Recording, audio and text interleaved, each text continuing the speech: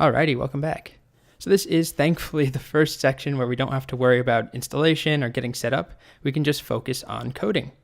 Alright, so congrats on making it this far.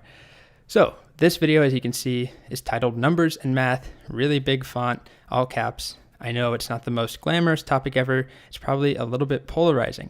If you're one of those people who saw numbers and math and got up from your computer and tried to set it on fire, I promise it won't be super boring.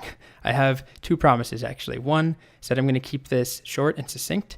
It's probably going to be the shortest section of the entire course, 3 to 4 videos and a single quiz at the end.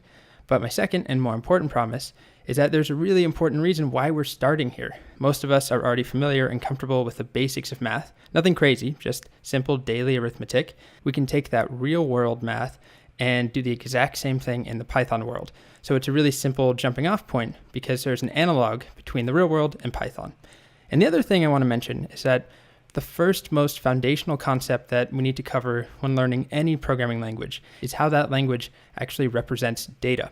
So there's all sorts of data we might care about: sales data, advertisement data, user data.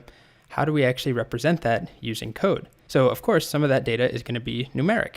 We need to store the number of shoes we have in stock, or the price for those shoes, or the age for a user, all sorts of different numbers.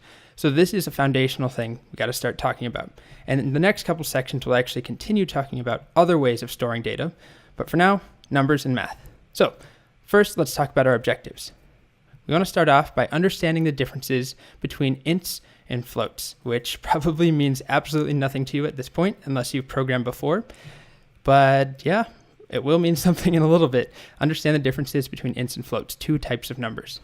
Then we're going to work with some simple mathematical operators, things you're probably comfortable with, just show you how to do division, multiplication, that sort of thing, and point out some of the quirks that happen when you use math in Python. And then we're also going to talk about some weirder operators you may not have seen before that are more unique to programming. And then finally, this one is completely unrelated, but it has to go somewhere, just a single short video on something called comments. So it actually has nothing to do with math or numbers, but it's just an important thing we got to get out of the way.